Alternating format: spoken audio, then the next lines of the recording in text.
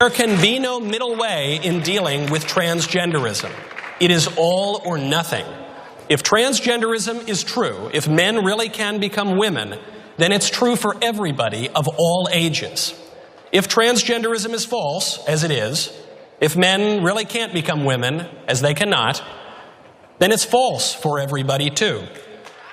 And if it's false, then we should not indulge it, especially since that indulgence requires taking away the rights and customs of so many people.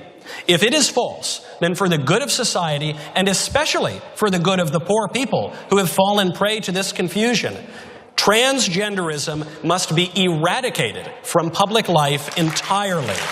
The whole preposterous ideology at every level.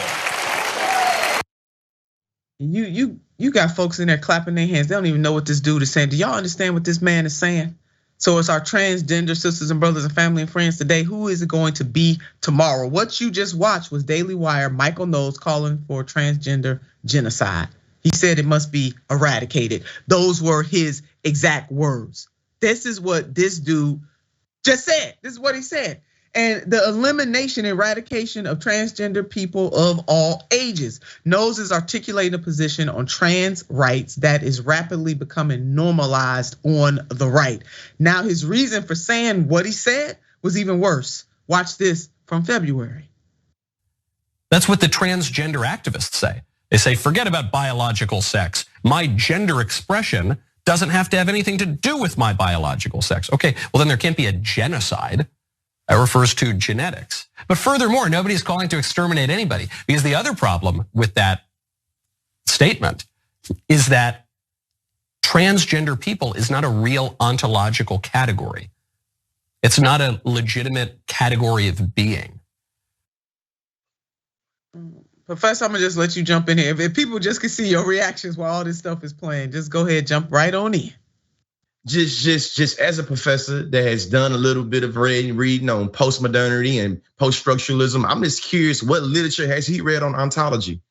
You know, what knowledge has he gained that give him the jurisdiction to make ontological claims on trans identity? Especially if the way the other clip you just showed, the way he talked about transgenderism, I can tell he allergic to literature that talk about trans identities. So for me, it's like, hey man, I better not be able to go through none of the archive to see this gentleman right here talking on side of me, talking anything about all lives mattering. He better not say nothing about the Constitution. Nothing about life, liberty, pursuit of happiness. And he better not say nothing about the freedom of speech. He better say nothing about freedom of religion. Because it sounds like to me, the only way that he can give legitimacy to any claim he made is being able to evoke something about his religious identity. And how that religious identity is being invoked on because people are able to live their lives the way they want to. For me, I think people think very deeply about shallow and they drown down in their own shallow understanding. You feel what I'm saying? I'm gonna end this rant by saying, if you ain't read no books and or had meaningful conversations with somebody from the trans community, I don't think you have any grounds to make any declarations about how they should live their lives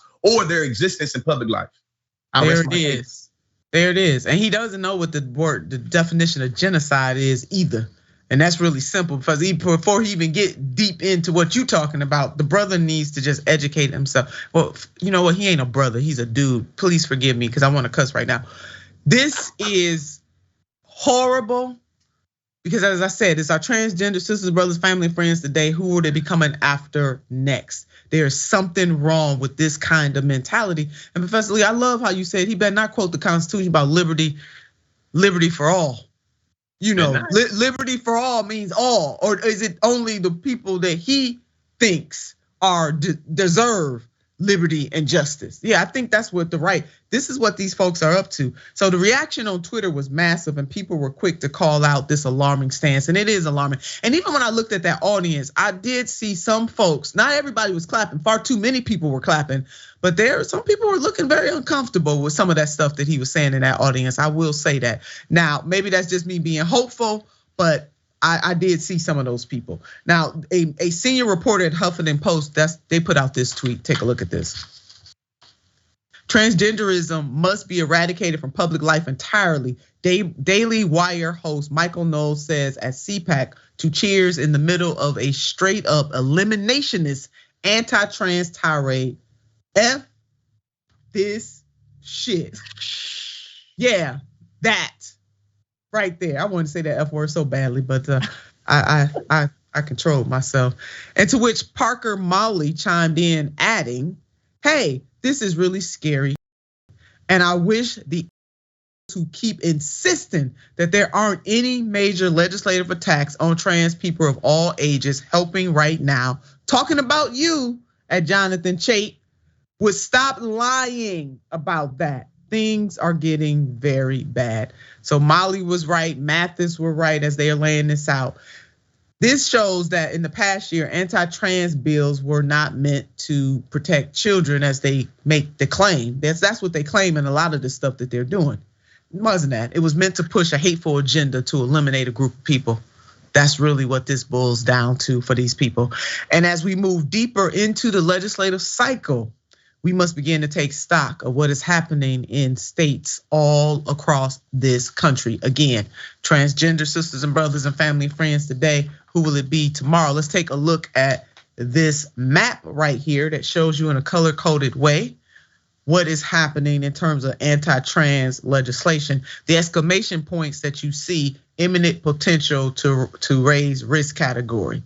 So you see it, worst active anti-trans laws is in the red, high risk, and so on and so forth. So this stuff is real. People are not making this up, and we have a problem right now in this country. This is one of those problems, and this is not, and Professor, this is not, people getting caught up in. This is about a group of people who are being singled out, just plain and simple. And we don't require nobody to critique this. This is what this is about. Period. It's simple. Just target it. I think just me being down south, just real quick, right? We can see that a lot of political arguments are being pushed by being able to appeal to the care for kids, the care for youth. What about the kids? There are a lot of trans youth that are also being caught up as collateral damage, and how conservatives are literally using them to embolden their base. Now, as an educator, I can't talk about the LGBT community in the classroom because a lot of people don't know the difference between sex and gender. So if I say anything about, transness, it's gonna be conflated into me trying to push my students to being trans. Right. We also recognize that the same breath, the people that are able to push these policies are able to talk about the LGBT community as they freely choose, as long as it's getting their people to go vote and making them feel imperial and paranoia. Hey, what about the kids? All lives matter. The paranoia part is key. I mean, that right there is key. So we'll definitely keep an eye on this, but I'm telling you, America, we shouldn't, please, this is not right. All right, what's happening in the CPAC is not right, and it is percolating all across this country. It is wrong. So it's that group today. What group will it be tomorrow? It's gonna be some group of people that you love or some issue that you love. We need to put a stop to this madness.